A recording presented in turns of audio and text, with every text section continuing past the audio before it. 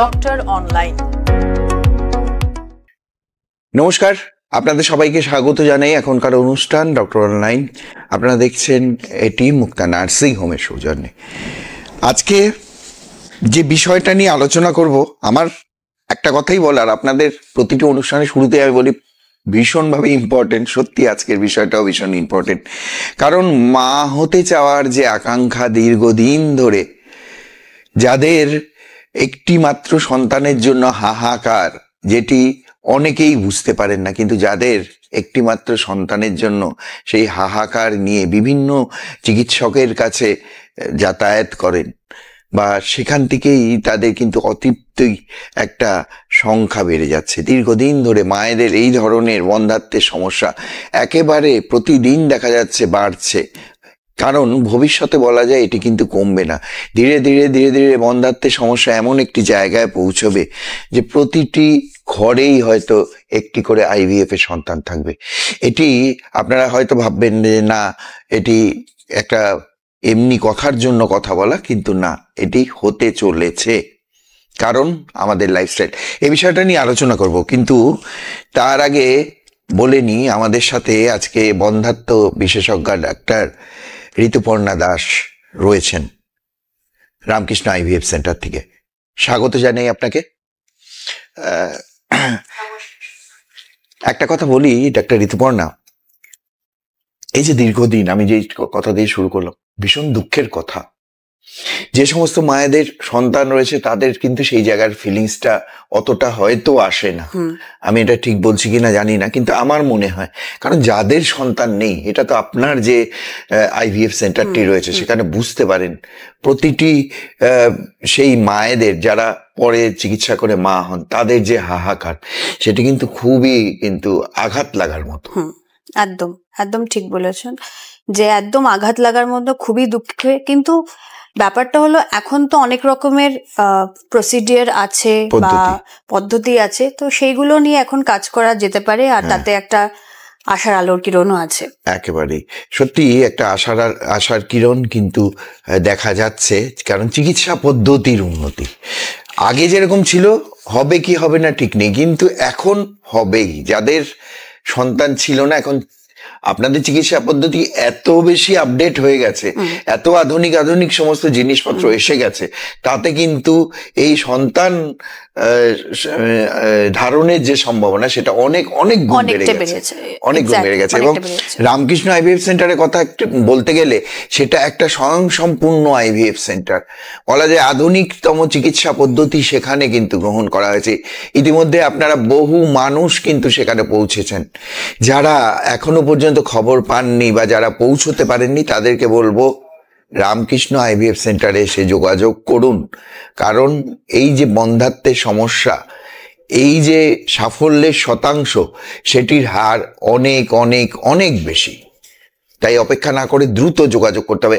একটা কথা বলি, এই যে আমি বললাম না যে অপেক্ষা না করা, কারণ অনেক মানুষ ভাবেন, দেখুন আজকে এখানে যাচ্ছেন, কালকে ওখানে যাচ্ছেন, সঠিক চিকিৎসা পাচ্ছেন না, এই যে সময়টা নষ্ট হচ্ছে, এটা তো ভীষণ ইম্পর্টেন্ট। সময়ের মূল্য, একদম সময়টাই সবকিছু। আমাদের দেশে কিন্তু এজটা একটা বড় ফ্যাক্টর। এই এজ চলে গেলে কিন্তু সেটা ডিম্বাণু আর ফিরে আসবে না। প্রত্যেকটা মহিলা একটা নির্দিষ্ট ডিম নিয়ে জন্ম নেয়, এটা কিন্তু বাড়ানোর উপায় নেই। খুব কষ্ট লাগে যখন পেশেন্ট এসে বলে যে কোনো ওষুধ আছে, কিন্তু ওষুধ তো নেই। যেটা আছে, যা অ্যান্টিঅক্সিডেন্ট দিই বা যেই সব দিই, সেগুলোতে নতুন যে ডিম্বাণু তৈরি হবে সেরকম তো কোনো ব্যাপার নেই। আমরা নির্দিষ্ট ডিম নিয়ে জন্ম নিই, একেবারে নির্দিষ্ট ডিম নিয়ে জন্ম নেয়। মহিলাদের ভিতর এটার সম্ভাবনা আরো বেশি, কারণ একটা নির্দিষ্ট বয়সের পর ডিমের সংখ্যা কমবে। আমরা একটা ফিক্স নাম্বার নিয়ে জন্ম নিই, একটা 400 একটা ডিম নিয়ে সেটা নিয়েই কাজ করতে হয়, তো সেটা তো আর বাড়বে না, বাড়ানো যায় না। মানে এরকম কোনো মেডিসিন নেই, কোনো মেডিসিন নেই যেটাতে বাড়ানো যাবে। এখন হ্যাঁ, তাহলে আমরা কেন দিই অ্যান্টিঅক্সিডেন্ট? অনেক দিই তো, ফলিক অ্যাসিড দিই, অ্যান্টিঅক্সিডেন্ট দিই যে তাতে যদি কোনো অ্যাড অন হতে পারে, কোনো জায়গাটায় হয়তো কোয়ান্টিটি না বাড়লো, ধরো কোয়ালিটির মধ্যে কিছু ফারাক পড়লো, একটু ওয়েট লস করতে পারি, তাই তো? এইগুলো শুধু একটা করে, কিন্তু মূল কথা যে নতুন ডিম জন্মাবে সেটা তো আর হচ্ছে না। একবারে একটা কথা বলি ডাক্তার ঋতুপর্ণা, আমাদের সেডেন্টারি লাইফস্টাইল এটা কতটা দায়ী? এখন এই সেডেন্টারি লাইফস্টাইলে আমরা আমাদের কোনো রকম বাধা ধরা নিয়মের ভিতর কিন্তু আমরা নেই। আগের সময় আমি আজ থেকে যদি 10 বছর আগের কথায় ফিরে যাই, সেখানেও কিন্তু একটা নিয়মানুবর্তিতার মধ্যে মানুষেরা ছিলেন, কিন্তু বর্তমান সময়ে সেটা পসিবল হচ্ছে না। তার জন্য কি এটাও দায়ী, এই সংখ্যাটা কি বাড়ছে? হ্যাঁ, এটাও দায়ী, এটা বড় আকার একটা দায়ী। আচ্ছা, কারণ একটা ওবিসিটি মানে মোটা হয়ে যাওয়া বা তাতে হরমোনাল ডিসব্যালেন্স যেগুলো হয়ে থাকে শুক্রাণুর ক্ষেত্রেও কিন্তু এফেক্ট করে। আর তারপরে তো এখন ডায়াবেটিস, প্রেশার তো ঘরে ঘরে। ডায়াবেটিসটাও কিন্তু খুব বাজে রোগ একটা। ডায়াবেটিস কি বন্ধ্যাত্বের জন্য অনেকটা বেশি? একদম অনেকটা বেশি ইন দ্য সেন্স কি ডায়াবেটিস একটা অটোইমিউন ডিজিজ। তো বেশি হাই ডায়াবেটিস থাকলে নিজের থেকে ডিম্বাণুর সংখ্যাটা, কোয়ালিটি, কোয়ান্টিটি দুটোই কমে যায়। পুরুষদের ক্ষেত্রেও সেম হয়, হয়তো দেখতে ভালো লাগছে শুক্রাণুগুলো, কিন্তু টিটিপি মানে টাইম টু প্রেগনেন্সিটা অনেক বেশি লাগে। তো সেটা আছে ব্যাপার। প্লাস যদি মায়ের ডায়াবেটিস হয়, বাচ্চার কিন্তু অনেক রোগ হতে পারে, নিউরাল টিউবাল ডিফেক্ট বা হার্ট ডিজিজ এগুলো হতে পারে। সো ডায়াবেটিসটাও তো একটা ইম্পর্টেন্ট ফ্যাক্টর। ওবিসিটি মানে মোটা হয়ে যাওয়া, সেটাও একটা ইম্পর্টেন্ট ফ্যাক্টর। থাইরয়েডটাও তো একটা ইম্পর্টেন্ট ফ্যাক্টর। তো এই আমাদের সেডেন্টারি লাইফস্টাইল বা আমাদের ফাস্ট ফুড বা আমাদের এই রাত্রি ঠিক মতন করে না ঘুমানো, এগুলো সবকিছুতে এফেক্ট করে। স্লিপ সার্কেলটা ভীষণ, আপনারা ওটা বলেন যে স্লিপ মানে সার্কেডিয়ান রিদম যেটা বলে থাকি আমরা, সেটা কিন্তু খুবই ইম্পর্টেন্ট। বায়োলজিক্যাল ক্লক যেটা বলে থাকি, সেটা কিন্তু খুবই। এখন সবাই 1-2টোর আগে কাউরি ঘুম আসে না। প্লাস এই ব্লু লাইট যেটা মোবাইল থেকে আসে, সেইটা থেকে তো একটা ঘুম বা মেলাটোনিন সিক্রিয়েশন, এগুলো সবথেকে একটা ইম্পর্টেন্ট করে। যে মেলাটোনিন সিক্রিয়েশন যেটা বের হয় হরমোন থেকে, সেটাতে অ্যাকচুয়ালি ডিম্বাণুটা একটা অ্যান্টিঅক্সিডেন্ট টাইপের। সো সেটা আমরা পরে সাপ্লিমেন্ট দিয়ে থাকি। বাট দিতে হবে কেন? যদি ঠিক মতন কেউ ঘুমাতে পারে, ঠিক মতন ঘুরতে পারে, তাহলে তো দরকার নেই। একেবারেই দিতে হবে কেন?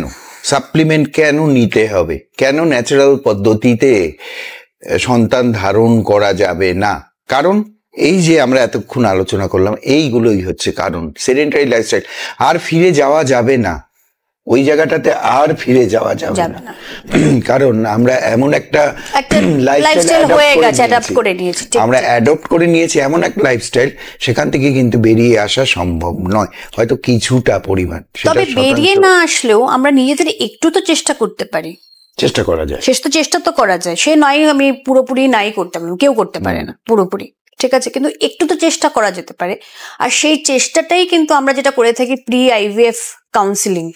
মানে কোনো একটা আইভিএফ শুরু করার আগে কিন্তু আমি এটা সবসময় পেশেন্ট যতবার আসে, আমি তাদের ওয়েট, তাদের বিপি, তাদের বিএমআইটা দেখতে থাকি। এখন এই আপনারা বলেন যে ওবেস সংখ্যা বৃদ্ধি পাচ্ছে, যারা একেবারে অনেকটা মোটা, তারা মা হওয়ার জন্য আসছেন, কিন্তু সেখানেই সমস্যা হচ্ছে তাদের সেই ফ্যাট নিয়ে শরীরে, সেটাকে আগে আপনারা কমাতে বলছেন। হ্যাঁ, একদম।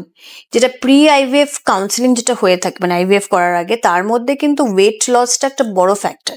এখন ওয়েট লসের ক্ষেত্রে সবাই তো আর শুধু ডায়েট করে হবে না।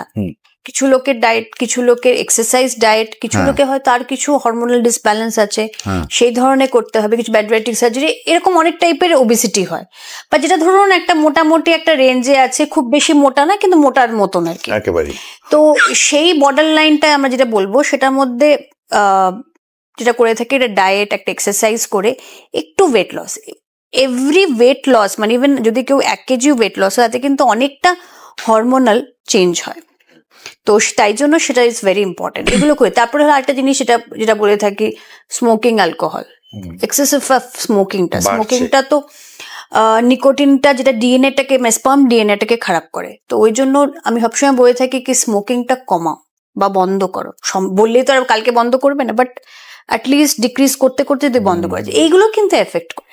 এগুলো এফেক্ট করে, এগুলো ছোট ছোট জিনিস এগুলো খুব এফেক্ট করে। তো এইগুলো দেখার খুবই দরকার আছে। একেবারে। পাকুড়ায় লিখছেন best IVF centre in Siliguri and Coochbehar. এই কুচবিহারের আইভিএফ সেন্টারটিও কিন্তু ইতিমধ্যেই জনপ্রিয় হয়েছে, এ বিষয়ে আপনাদেরকে জানাবো। কিন্তু তার আগে বলি, এই যে best IVF centre in Siliguri বলেছে, এই কথা পাকু বাবুকে বলবো, এটি এক কথায় একেবারেই ঠিক বলেছেন, কারণ ইতিমধ্যেই এটি জনপ্রিয়তার প্রায় শীর্ষে চলে গেছে, রামকৃষ্ণ আইভিএফ সেন্টার। এবং ডাক্তার ঋতুপর্ণা দাসের নিরলস প্রচেষ্টা এবং তার নিরলস প্রচেষ্টা, তার টিমের যে প্রচেষ্টা, সেটাতেই কিন্তু সফলতা। আমি একটা এক্সাম্পল বলছি, আমি আইভিএফ এর ক্ষেত্রে বলছি।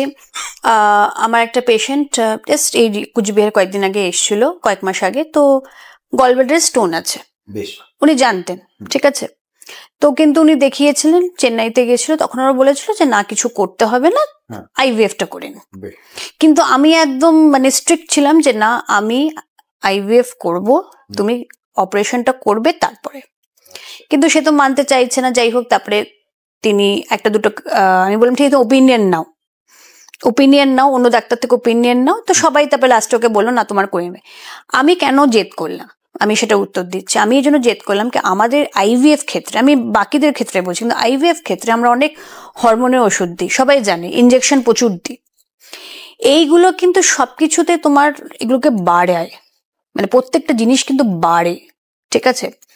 সো আমি দেখেছি পেশেন্টদের মানে হয়তো যখন আইভিএফ শুরু করেছিলাম তখন ছিল না, তার হয়তো মাঝখানে বা কিছুদিন পরে হয়তো তা ধরা পড়েছে, আর পেশেন্টটা সেই ব্যথা নিয়ে না ব্যথা ট্রিটমেন্ট করা যেতে পারছে। লিভারটা আইভিএফ এ আমাদের যেহেতু হরমোনের জন্য অনেকটা এফেক্ট হয়, ওই লিভার এনজাইমস গুলো বাড়ে, আর প্রেগনেন্সির সময় লিভার এনজাইমস গুলো বেড়ে গেলে খুব প্রবলেম হয়। তো এইসব ছোট ছোট জিনিস যেগুলো প্রি আইভিএফ আমরা কাউন্সিলিং করে থাকি বা প্রি আইভিএফ দেখে থাকি, এটা কিন্তু খুব ইম্পর্টেন্ট। কেউ আছে দেখবে খুব মাথা ব্যথার জন্য স্যারিডন খায় বা প্রচন্ড মাথা ব্যথার ওষুধ খায়, প্রোল্যাকটিন খুব হাই থাকে, গ্যাসের একটা অদ্ভুত গ্যাসের একটা সমস্যা, যার জন্য প্রোল্যাকটিনটা অ্যাকচুয়ালি হাই আছে। তো আমি বললাম কি এত খেতে কেন লাগে, না মাইগ্রেন হয়, তাহলে মাইগ্রেন চিকিৎসা করো। দাঁতের ব্যথা, আমি বললাম আগে চিকিৎসা করো, সে হয়তো একটা মাস পরে হোক, কোনো ব্যাপার না। কিন্তু যখন আমি আইভিএফ করব কোনো প্রবলেম থাকে, কেন কি বলতো, এই দাঁতের সমস্যা থাকলেও সমস্যা হবে, এনি টাইপ অফ ইনফেকশন তোমার তো কোথাও না কোথাও সমস্যা করবে। আর তো সেগুলো তোমাকে ঠিক করে নাও, এটাতে এমার্জেন্সি না তোমাকে এই করতে হবে, নাহলে হয়ে যাবে, মানে এক্সেপ্ট ক্যান্সার পেশেন্ট যেটা আমরা করে থাকি, আদারওয়াইজ তো ইটস নট ইম্পর্টেন্ট। তুমি একটা মাস ডিলে করতে পারো, কোনো প্রবলেম নেই, কিন্তু সব ট্রিটমেন্ট করো, কারণ একবার প্রেগনেন্ট হয়ে গেলে তখন খুব বেশি ট্রিটমেন্ট করা যায় না, কথাটা বুঝলে? তো তাই জন্য আমি সবসময় বলে থাকি যে এই ট্রিটমেন্টগুলো, পেশেন্ট খুব বিরক্ত হয়, না দাঁতের কিছু সমস্যা নেই, একটু আছে ঠিক আছে, একটু আজকে আমি দেবো অন্য কিছু, ব্যথা হবে, তারপরে কিছু আমরা অ্যান্টিপ্লেটলেট মানে রক্ত থিন করার জন্য ওষুধ দিই, ওইগুলো দিলে আবার দাঁত তোলা যায় না, পরে দাঁতের সমস্যা হলে। তো আমি এইসব দেখেছি, দেখে আমি খুব স্ট্রিক্টলি কিনা এগুলো সব ঠিক হবে, তারপরে সাকসেস হবে না, প্রচন্ড গায়ে ভর্তি জ্বর, ঠিক আছে, গায়ে ভর্তি জ্বর, 102 103, সর্দি কাশি, কথা বলতে পারছে না, এই সময় যদি আমি স্টিমুলেশন শুরু করি হয়তো সে কদিন পরে ঠিক হয়ে যাবে, ঠিকই। কিন্তু ওই যে ইনজেকশন নিয়ে একটা ব্যথা, এমনি তো ব্যথা, ওটা একটা হরমোনাল ইনজেকশন নিচ্ছে ব্যথা, তাহলে কোনো ব্যাপার না, তুমি কয়েকদিন পরে আসো না, সব করা যাবে একেবারে। সুতরাং সবকিছুই সম্ভব শুধুমাত্র চিকিৎসকের পরামর্শ মেনে, আপনাদের পরামর্শ মেনে। আমি আজকে যে বিষয়টা বলতে চাই, আপনাদেরকে জানাতে চাই, কারণ আজকে ডাক্তার ঋতুপর্ণা দাস বহুদিন পরে ব্যস্ততার মাঝে উনি এসছেন, কারণ সময় সত্যি ওনার হাতে ভীষণভাবে কম থাকে সারাদিন। আমি বলছি যে নিরলস প্রচেষ্টার মাধ্যমে কিন্তু বহু সন্তানহীনতায় যারা ভুগছেন তাদের হাতে কিন্তু সন্তানের তুলে দেওয়ার যে ভার সেটি নিয়ে থাকেন, বহু যত্ন সহকারে কাজ করে। অবশ্যই, হ্যাঁ। সুতরাং সেখানে যে সাকসেস রেটটা যখন মনে হয় যে না এটা আমি একেবারেই, এটা আবার বিরাট একটা অ্যাচিভমেন্ট, আমার টিমের অ্যাচিভমেন্ট, সুতরাং এটা মায়েরও একটা অ্যাচিভমেন্ট, এটা একদম এটা কিন্তু সম্পূর্ণ টিম ওয়ার্ক একেবারে। যার জন্য আমি পেশেন্টকে অনেক সময় খুব স্ট্রিক্টলি বলে থাকি, যদি প্রেশারের ওষুধ খেতে হয় সেটা খাবে, তুমি থাইরয়েড ওষুধ খেতে টাইমলি খাবে, ওষুধগুলো টাইমলি খাবে, কারণ এই ওষুধের ওপরেই কিন্তু আমাদের সাকসেসটা অনেকটাই, একদম ওষুধ ইনজেকশনের ওপরেই সাকসেস, একদম সময় করে, মানে এটা যেরকম বলে, কিরকম বলতো, এই ধরো উচ্চ মাধ্যমিকে পড়ি, হ্যাঁ টাইমলি করতে হয় না সবকিছু, ওরকম টাইপেরই। তো আমি যেটা বলি, অনেকে বলে যে আমার বাড়িতে বিয়ে আছে, এ আছে, সে সব শেষ করে তারপরে এসো, কারণ এটা টাইমলি, তো একটা মিস হয়ে যাবে, ব্লিডিং শুরু হয়ে যাবে। হরমোনাল মেডিসিন এগুলোতে একটা টাইম লাগে, তার একটা হাফ লাইফ পৌঁছাতে একটা মেডিসিনে, তো সেটা যদি যখন ব্রেক হয়ে যাবে সেটা আবার ব্লিডিং হয়ে যাবে। তাই আমি সবসময় বলে থাকি তোমার সব কাজ শেষ হবে, কেন এটাকে পুরো অ্যালার্ম লাগিয়ে লাগিয়ে, আর পেশেন্টরাও সত্যি খুব খাটতে পারে, আমি এটা বলবো না যে একদম অ্যালার্ম লাগিয়ে লাগিয়ে ওরা ওষুধগুলো খায়, অ্যান্ড ঠিক তাদের ঠিক সাকসেস আসবে। একেবারে। সো একটাই জিনিস হচ্ছে কনসিস্টেন্ট হয়ে থাকা, একেবারে, ঠিক আছে? consistent। পারসিস্টেন্স আর কনসিস্টেন্ট দুটোই তোমার লেগে থাকতে হবে। লেগে থাকলেই তার ঠিক সাফল্য পাওয়া যাবে। এখন প্যারেন্টহুড কিন্তু একটা স্বপ্ন নয়, বাস্তব হতে পারে যদি আপনার চেষ্টা থাকে। কারণ চিকিৎসক তো বলে দেবে, চিকিৎসা করবে সবকিছু, কিন্তু চিকিৎসক তো আপনার সাথে সবসময় থাকবেন না, আপনার ঘরে থাকবেন না, আপনি যেখানে যাচ্ছেন তার সাথে সাথে থাকবে না, কিন্তু চিকিৎসক আপনাকে যেটি বুঝিয়ে দেবে সেগুলো মেনে চলতে হবে। বিশেষ করে মা হওয়ার ক্ষেত্রে, এই যে এতদিনের দীর্ঘদিনের আকাঙ্ক্ষা আপনার মা হওয়ার, তার একটা সুন্দর জায়গার যে ঠিকানা সেটি তো আপনি পেয়ে গেছেন, সুতরাং সেটিকে কাজে লাগিয়ে দিতে হবে। রামকৃষ্ণ আইভিএফ সেন্টার এমনই একটি আইভিএফ সেন্টার যেখানে সাফল্যের হার একেবারেই কিন্তু বেশি, অনেকটা বেশি। বিশ্বমানের এই আইভিএফ সেন্টারটিতে আধুনিক চিকিৎসা পদ্ধতি এবং অভিজ্ঞ চিকিৎসক, পাশাপাশি একটা ডক্টরসদের একটা টিম রয়েছে যারা সবসময় সাহায্য করে। একটা টিম আছে, টিম ছাড়া তো কোনো কাজ হয় না, সম্ভব না, ঠিক আছে? তো টিমের মধ্যে যেমনি ধরো আমার নার্স আছে, পেশেন্ট কোঅর্ডিনেটর আছে, ল্যাবের লোকরা আছে, সমস্তটাই কিন্তু এটা কোঅর্ডিনেট করে চলতে হয়, তারা সব মিলে করেই বলে আজকে এই সাকসেসটা। একেবারে। আমি এই পদ্ধতির বিষয় নিয়ে একটা আলোচনা করবো। আপনার অনেকের মনে কিন্তু মিথ রয়েছে, অনেকে ভ্রান্ত ধারণা রয়েছে, সেগুলোতে আমি আসবো। কিন্তু তার আগে যেটি আমি বলতে চাই, আইইউআই এর বিষয়টা, আইইউআই এর বিষয়ে জানি, আইভিএফ এর বিষয়ে আমরা শুনেছি, আইইউআইটা কি সেটি আগে শুনবো ডাক্তার ঋতুপর্ণার কাছে। আচ্ছা, আইইউআই হলো ইন্ট্রাইউটাইন ইনসেমিনেশন। আচ্ছা, আমি আজকে কিছু জিনিসপত্র নিয়ে এসেছি, আমি জানি না কতটা দেখতে পাচ্ছেন, ঠিক আছে? সো বেসিক্যালি এটা একটা ইউট্রাসের মডেল আমি নিয়ে এসেছি, আর এটা একটু হাতে ধরে এই ইউট্রাসের মডেলটা। সো আইইউআই জিনিসটা কি হয়, আইইউআই তে বেসিক্যালি খুব সিম্পল। অনেকে এসে আমাকে বলে আমি আইইউআই করবো, কিন্তু আইইউআই কি জিনিসটা জানে না, শুধু জানে যে গুগলে দেখেছে বা ইউটিউবে দেখে গেল। সো ভেরি সিম্পল, আমি বলছি যে আইইউআই তে আমরা বেসিক্যালি কি করে থাকি, স্পামটা একটা এরকম ক্যাথেটারের মধ্যে নিই, এটাকে একটা ক্যাথেটার বলে, ঠিক আছে? আমি জানি না দেখতে পাচ্ছেন কিনা। এটা একটা ক্যাথেটার, ঠিক আছে? এই ক্যাথেটারের ভেতরে নিয়ে জাস্ট পুশ করে দিই, ঠিক আছে? কখন পুশ করি? যখন ডিম্বাণুটার সাইজ মোটামুটি 18 থেকে 20 mm হয়ে যায়, ঠিক আছে? সো প্রথমে পেশেন্ট হলো আমাদের কাছে যখন মাসিকের দ্বিতীয় দিন বা তৃতীয় দিনে আসে, তাদের বেসিক কিছু টেস্ট থাকে, সেগুলো করে থাকি। যেমনি ধরুন এইচআইভি, এইচবিএসএজি, haemoglobin, blood sugar, blood group, এটা খুব ইম্পর্টেন্ট। আর হলো বাকি থাইরয়েড, প্রোল্যাকটিন, একটা হোল অ্যাবডোমেন, এইসব করে থাকি। প্লাস হাজবেন্ডের কিছু টেস্ট করে থাকি, সিমেন্ট টেস্টগুলো। সেগুলো যদি সব ঠিক থাকে তখন আর পেশেন্টকে পিরিয়ডের সেকেন্ড ডে বা থার্ড ডে ডেকে থাকি। তারপরে কিছু ওষুধ দিই, যেগুলো বই থেকে ওভুলেশন ইন্ডাকশন ড্রাগ বা ডিম বাড়ানোর কিছু মেডিসিন দেওয়া থাকে, প্রয়োজন হলে ইনজেকশনও দেওয়া হয়। হয়ে তারপরে ফলিকোমেট্রি, মানে ডিম্বাণুর সাইজটা কিরকম আছে সেটা আমরা 9 দিন বা 10 দিনে দেখি। তারপরে যখন একটা সাইজ হয়ে যায়, ডিম্বাণুর সাইজ সেটা 18 mm থেকে 20 mm যখন হয়ে যায়, তখন আমরা একটা ডিম ফাটানোর ইনজেকশন দিই, যেটা আমরা বই থেকে এসসিজি ইনজেকশন। সেটা দেওয়ার পরে আমরা আইইউআইটা করে থাকি। সো আইইউআইটা কিছুই না, যখন হাজবেন্ডরা আসে তাদের একটা, আমি কন্টেনারটা আনিনি, ওই কন্টেনারের মধ্যে দেয়া থাকে, তারপরে সেটা ল্যাবের মধ্যে দেয়া হয়। তো ল্যাবের মধ্যে এই একটা টেস্ট টিউবের মধ্যে ধরছি, এরকম একটা টেস্ট টিউবের মতন থাকে। তো এটাকে আমাদের একটা ঘোরানো মেশিন আছে, সেন্ট্রিফিউশন মেশিন আছে। তো সেন্ট্রিফিউশন মেশিন দিয়ে ভালো স্পাম গুলো বাছাই করে এই একটা ক্যাথেটার আছে, আমি জানি না কতটা দেখতে পাচ্ছে, এই ক্যাথেটারটাকে ঢুকিয়ে আমরা বের করি। অফকোর্স এর পিছনে একটা সিরিঞ্জ থাকবে, না এটা সাকশন হবে না। সো দিয়ে বের করি, এর ভেতরে থাকে, দিয়ে তারপরে আমি ভেতরে পুশ করি। সো এটাই হলো, এটা ভেতরে পুশ করে দিই, এখানে পুশ করে দিই, বেসিক্যালি এখানটা পুশ করা হয়, ঠিক আছে? সো এটাই হলো আইইউআই, আর কিচ্ছু না। কিন্তু এটাতে সময়টা কতটা লাগে? সময় বেশিক্ষণ লাগে না, কত 5 মিনিটের প্রসিডিওর, 5 মিনিটস।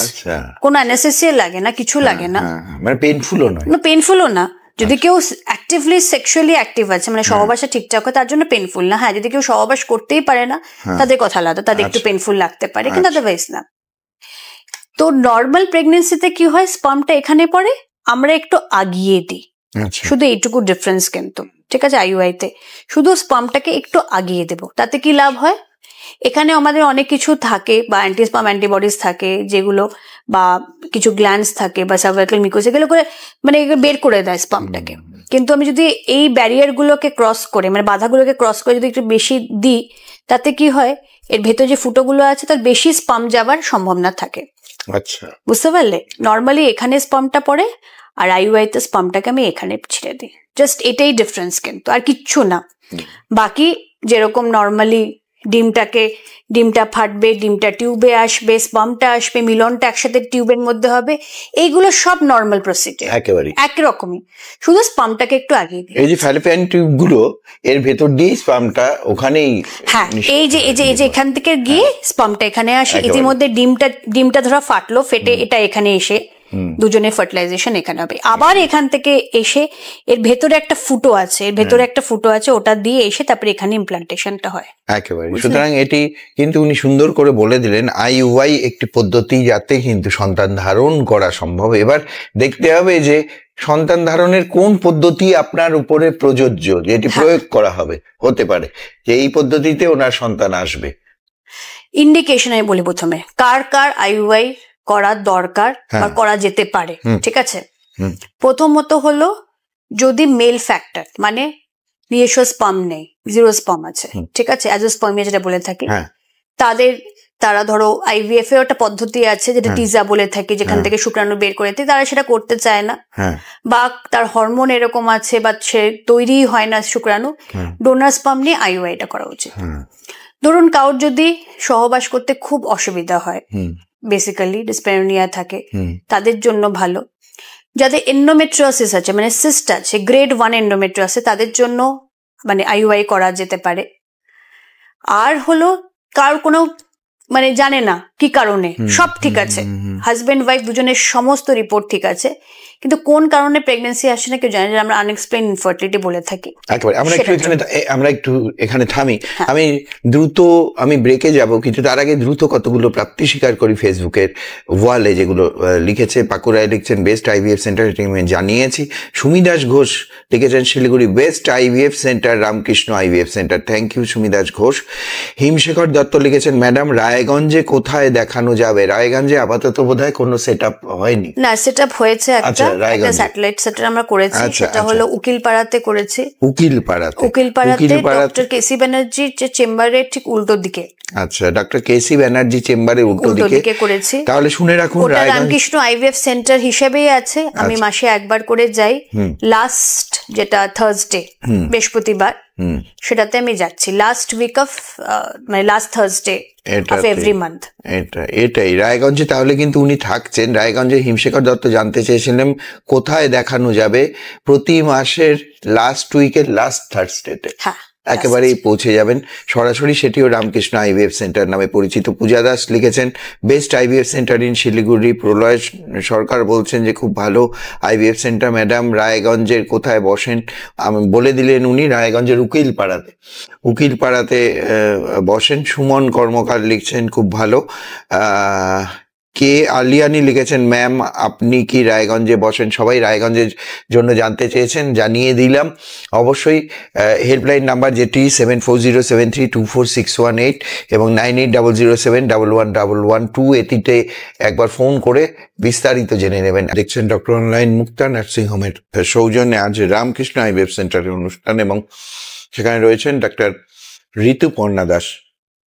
আলোচনা করছিলাম আইইউআই পদ্ধতি নিয়ে। আইইউআই পদ্ধতিটা তো আপনাদেরকে বলে দিলাম, কিন্তু তারপরে যে আইইউআই পদ্ধতিকে আর কিছু বলার আছে? হ্যাঁ, বলার আছে একদম। আরেকটা ইন্ডিকেশন যেটা আমি বলিনি, সেটা হলো এখন না সবার কি হচ্ছে, হাজবেন্ড ওয়াইফ দুজনেই চাকরি করছে, তো কারোর পোস্টিং ধরো শিলিগুড়িতে, কারোর পোস্টিং ধরো আলিপুরদুয়ারে, ঠিক আছে। তো এই ক্ষেত্রে সবসময় ছুটি পায় না, যে সময়টা থাকার দরকার সেটা হতে পারে না। তো আইইউআইও কিন্তু একটা ভালো অপশন, বুঝতে পারলে, যদি তারা এটা ট্রাই করে প্রেগনেন্সির জন্য চেষ্টা করতে পারে, বিকজ ওদের ওই টাইমটা থাকা হয় না নর্মালি। তো আইইউআইতে কি হয়, যেহেতু আমরা টাইমলি ব্যাপারটা করি, ডিমটাকে টাইমলি ফাটানো হয় আর এটা করে থাকি, তো সেটাই। কিন্তু আইইউআই সাকসেসটা আবার এজের উপরে খুব ইম্পর্টেন্ট। এজ তোমার এই যে ফ্যালোপিয়ান টিউব যেটা আছে, দুটো টিউব, এগুলো সম্পর্কে এজের উপর ইম্পর্টেন্ট বলতে মানে এজটা ধরো লেস দেন 35 ইয়ার্স ইজ মানে যেটা ভালো আমরা বলে থাকবো যে নিচে হতে হবে। 35-এর উপরে কিন্তু আমাদের টেক্সট বুকে সেরকম বলে না যে আইইউআই করা উচিত, ঠিক আছে। কিন্তু আমাদের দেশে বা বলতে পারো যে অনেক সময় এখন যেটা একটা হয়েছে যে একটু লেট করে বিয়ে, তো তাও অনেক সময় এটাও করতে পারে। কিন্তু যেটা এজ আর মানে সাকসেস যেটা বলে থাকে সেটা এজ, ফ্যালোপিয়ান টিউবটা কেমন, সিমেন্টটা কেমন, এইগুলোর উপরেই কিন্তু আইইউআই সাকসেসটা মেইনলি ইম্পর্টেন্ট করে। আইইউআই সাকসেস সত্যি মানে অনেকগুলো বিষয়ের উপর ডিপেন্ড করে, কেননা শরীরের এমন একটা পদ্ধতি, মহিলাদের মানে যেই বিষয়টা সেটি এমন একটা পদ্ধতি, সেটি কিন্তু একেবারে সুন্দরভাবে তৈরি। সেখানে জটিলতা সৃষ্টি হলেই কিন্তু চিকিৎসাগুলো প্রয়োজন পড়ে, কারণ আপনি একেবারেই সাধারণভাবে মা হতে পারছেন না, তার জন্য আপনার আর্টিফিশিয়াল পদ্ধতির একটা ছোট্ট ইনসিডেন্ট বলি। হ্যাঁ, আমরা যে প্রি আইভিএফ কাউন্সিলিংটা বলছিলাম যে আমরা করে থাকি, মোটামুটি 1-2 মাস সময় দিয়ে থাকি। তো একটা পেশেন্ট এসেছিল, তো পেশেন্টের হাজবেন্ডের বেসিক্যালি সিমেনের মধ্যে প্লাস এরকম ইউরিনের একটা ইনফেকশন ছিল, একটা সিমেনের মধ্যে ইনফেকশন ছিল, এসব ছিল। তো সিমেন্ট কাউন্টটা একটু খারাপ ছিল। তো আমি বললাম ঠিক আছে, আমি কিছু ওষুধপত্র দিচ্ছি, দিয়ে তোমরা 1 মাস ওয়েট করো, 1-1.5 মাস পরে আসো। প্লাস মেয়েটাকে একটু বললাম যে তুমি একটু ওয়েট লস করো, এগুলো করো। সো প্রায় 1.5 মাস পরে এসে প্রেগনেন্ট হয়ে গেছে। তো আমি বললাম বাস, এই তো তোমাকে যেই লিখলাম যে প্ল্যান আইভিএফ, তখনই হয়ে গেল। বাট বেসিক ওটা জাস্ট জোকস অ্যাপার্ট, কিন্তু বেসিক্যালি ওই যে একটু ট্রিটমেন্ট আমি করলাম, যে সিমেনের মধ্যে অনেক ইনফেকশন ছিল, সো সেগুলো একটু ট্রিটমেন্ট করলাম, একটু ওর দুজনকে একটু ট্রিটমেন্ট করলাম, অ্যান্টিবায়োটিক ট্রিটমেন্ট করলাম। তো সেটাতেও কিন্তু একটা পজিটিভ, প্লাস মেয়েটা একটু ওয়েট লস করলো, করে কিন্তু হয়ে গেল, ওরা ন্যাচুরালি প্রেগনেন্ট হয়ে গেল। সুতরাং কিছু কিছু বিষয় রয়েছে, অনেকে আবার ভ্রান্ত ধারণাও রয়েছে, আইইউআই বা আইভিএফ পদ্ধতিতে সন্তান ধারণ করলে সেটি হয়তো নিজের সন্তান, হ্যাঁ নিজের সন্তান হয় না, আপনারা অন্য কোনো সিমেন্ট দিয়ে দেন, আপনারা অন্য কোনো ডিম ব্যবহার করেন, এটা একটু বলবেন। হ্যাঁ, এইটা তো আমি জানি না কেন আছে। এক তো আমাদের প্রত্যেকটা জিনিস মোটামুটি সব পাঠাতে হয় স্বাস্থ্য ভবনে, ঠিক আছে, যাই আমরা করি না। যার জন্য আমি আইইউআইতে বলে রাখি, আইইউআইতে পেশেন্ট আমার উপরে বিরক্ত হয়, আমি ওদের ম্যারেজ সার্টিফিকেট চাই। আচ্ছা, ঠিক আছে, মানে কোথায় আধার কার্ডে হোক বা যেখানে হোক, যে স্বামী বলে প্রমাণ দিতে হবে। প্রমাণ না দিতে পারলে কিন্তু আমি আইইউআই করতে চাই না। অনেকেও আছেন এরকম যে হাজবেন্ড থাকে আর্মিতে, সে আসতে পারবে না। আমি বললাম না আসতে তো হবেই, একবার এসে অ্যাটলিস্ট সই করে যাবে।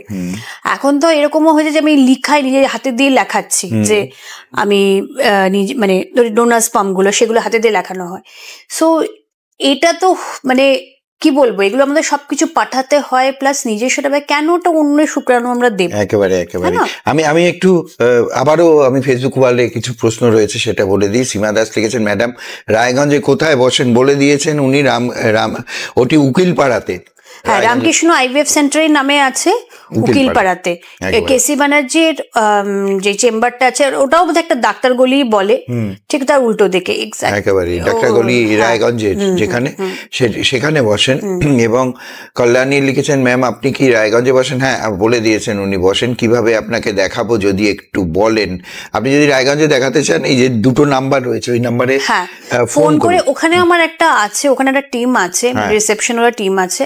ওরা দেখাতে চাইলে আগের থেকে মানে গিয়ে নামটা বুক করে, প্লাস ওরা তো মোটামুটি এখন ফাইল টাইল বানানো বা হিস্ট্রি নেওয়া, যেটা আমাদের খুব ইম্পর্টেন্ট, যেটা হিস্ট্রি নেওয়া, যে তার কি কি ওষুধ খেয়েছে, কতদিন বিবাহিত জীবন, কি ডকুমেন্টস আছে, এগুলো কিন্তু আমার নিউ পেশেন্টকে আমি দেখতে সবসময় চাই।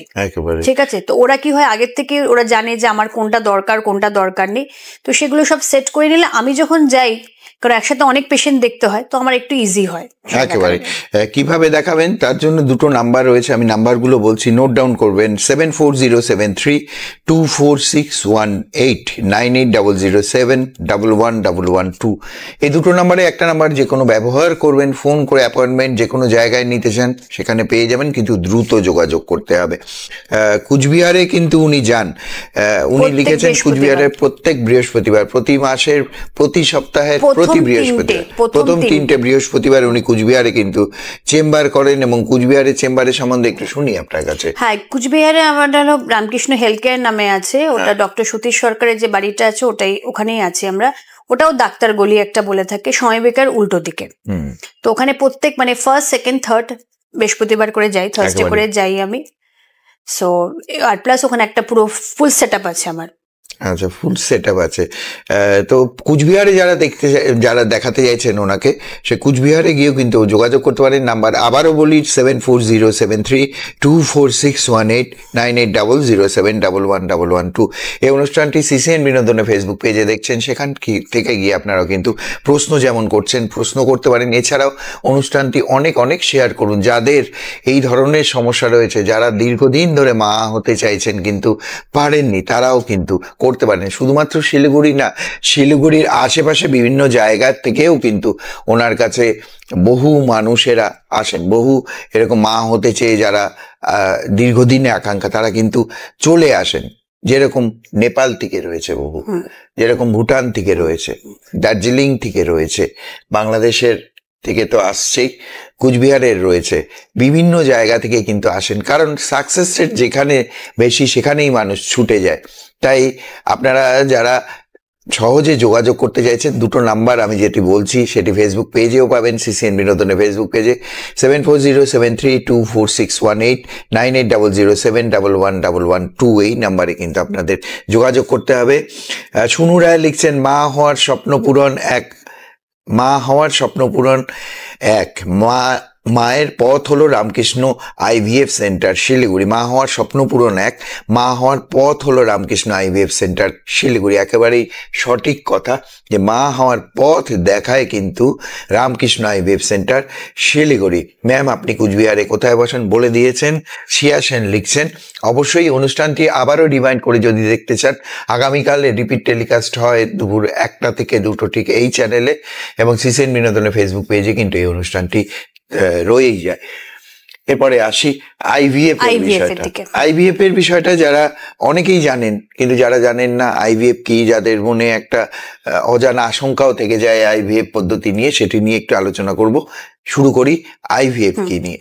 আমি এখানে অনেক জিনিস এসে যাই বলবো আমি। তো আইভিএফটা প্রথমে আমি শুরু করি। আইভিএফটাতে বেসিক্যালি আমরা কি করে থাকি, এটাও আমরা মোটামুটি মাসিকের 2য় দিন বা 3য় দিনে পেশেন্টদের ডেকে থাকি। তার আগে যে টেস্টগুলো বললাম সমস্ত টেস্ট করা হয়, ঠিক আছে, সব টেস্ট করা হয়।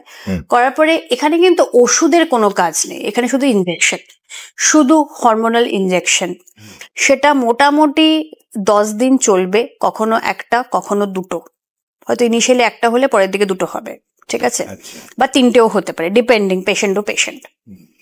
তো সেই ইনজেকশনগুলো 10 দিন চলার পরে কি হয়, ডিম্বাণুগুলো মানে সুপার ওভুলেশন, মানে আমরা অনেক ডিম্বাণু তৈরি করে থাকি।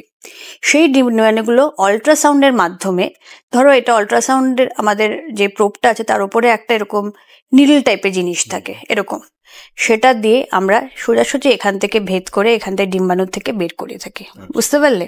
তো এখানে কিন্তু কোনো কাট নেই, মানে কোনো অপারেশন না। কিন্তু আবার বলছি, আইভিএফ এ কিন্তু কোনো অপারেশন হয় না। লোকে যেটা ভেবে থাকে কি আমাকে আবার তো কাটবে বা আমাকে বের করবেন না, আমরা সোজাসুজি সোজাসুজি আমরা এখান থেকে একদম বের করে থাকি, ওই ওভারি থেকে একদম সোজাসুজি বের করে থাকি একেবারে। সুতরাং এই পদ্ধতিটা খুবই জনপ্রিয় পদ্ধতি, এবং অনেকেই ভাবেন যে কাটাছেড়া করতে হয়, একেবারেই নয়, একেবারেই কোনো অপারেশন কোনো কিছু করতে হয় না। গেল। এইবারে আমি এখানে অনেকগুলো জিনিস এনেছি। তারপরে কি হয়, আমরা এরকম টিউবের মধ্যে বেসিক্যালি ডিমের জলটা বের করি, মানে ফলিকুলার ফ্লুইডটা, ঠিক আছে, ডিমটা কিন্তু দেখা যায় না চোখে, এরকম একটা ফ্লুইডের মধ্যে নিয়ে থাকি, নিয়ে তারপরে সেটাকে মাইক্রোস্কোপের আন্ডারে আমরা দেখে থাকি। এটাকে একটা পেট্রি ডিশ, ঠিক আছে, সো এরকম একটা ডিশের মধ্যে সেটাকে দেখা হয় মাইক্রোস্কোপের আন্ডারে, ঠিক আছে, মাইক্রোস্কোপের আন্ডারে দেখা হয়। আচ্ছা, এইটা একটা জিনিস, এটা একটা টিউবের মধ্যে, এটার মধ্যে মিডিয়া জিনিসটা মানে হলো, যেরকম আমি এখানে একটা এনেছি, এটার মধ্যে স্পাম ওয়াশ, মানে স্পামটাকে ধোয়ার জন্য একটা জল টাইপের জিনিস, মানে আমি বলতে গেলে ফিনাইল ধরা যায় পরিষ্কার করার মতন হয়, তো এরকম একটা জল টাইপের জিনিস যে এদের স্পামটাকে ধোয়া হয়, স্পাম ওয়াশ বলে থাকে। তো ওরকম ডিম্বাণুর জন্য আলাদা আলাদা জিনিস আছে, সেই সব রাখার জন্য এগুলো, কেন এগুলো সব বডি টেম্পারেচার রাখা হয়। কথাটা বুঝলে? এগুলো একটা ওয়ার্মারে থাকবে যেটা বডি টেম্পারেচার রাখা হবে, এই টেম্পারেচার এপাশ ওপাশ হলেও কিন্তু প্রবলেম। কথাটা বুঝতে পারলে? এগুলো সব ভেরি পারফেক্টলি করতে হয় ব্যাপারটা। ল্যাবটা তো ভীষণ ভীষণ ভীষণ ভীষণ ইম্পর্টেন্ট জিনিস, ভীষণ পরিষ্কার রাখতে হয়, ভীষণ পরিষ্কার রাখতে হয়। শুধু তাই না, আমরা কাউকে পারফিউম, মানে আমি তো কবে পারফিউম পরেছি মনে নেই, যাই হোক পারফিউম, ইভেন মেহেন্দিও আমি খুব একটা করি না, বা মানে হয় না যে কালারফুল নেল স্টেজ, মানে কোনো জিনিস যেগুলো গন্ধ, মানে যার জন্য আমাদের কোনো স্মেল যেমনি না আসবে, পরিষ্কার তো সেই লেভেলে পেশ। তার জন্য স্পেশাল জিনিস আছে, যে ওই নর্মাল ফিনাইল বা এর দ্বারা কিন্তু ওটার জন্য স্পেশাল জিনিস আছে যেটা দিয়ে শুধু ল্যাবটা পরিষ্কার করা হয়। তার জন্য স্পেশাল টিস্যু পেপার আছে যেটা আমি আনাই বেসিক্যালি।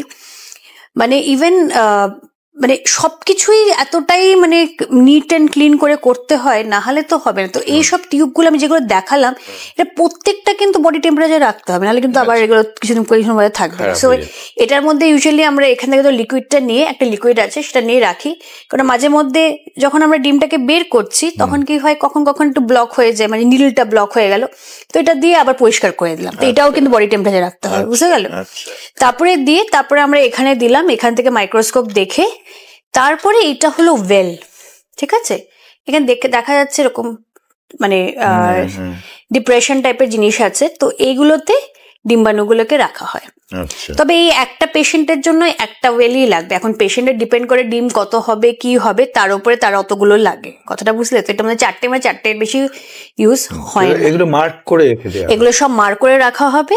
একটা ইনকিউবেটর মধ্যে একটা ঘর আছে, যে ঘরটার মধ্যে অক্সিজেন দেওয়া হবে, কার্বন ডাইঅক্সাইড, লিকুইড নাইট্রোজেন থাকবে, প্লাস তাকে খাদ্য কিছু দেওয়া হবে। খাদ্যটা এইরকম কিছু মিডিয়া আছে, এটা তো গ্রেডিয়েন্ট, এগুলো স্পামের জন্য কিছু ওরকম মিডিয়া আছে, সেই মিডিয়াগুলো মধ্যে থাকে, গ্লুকোজ থাকে, দিয়ে এগুলোকে গ্রো করা হয়। বোঝা গেল?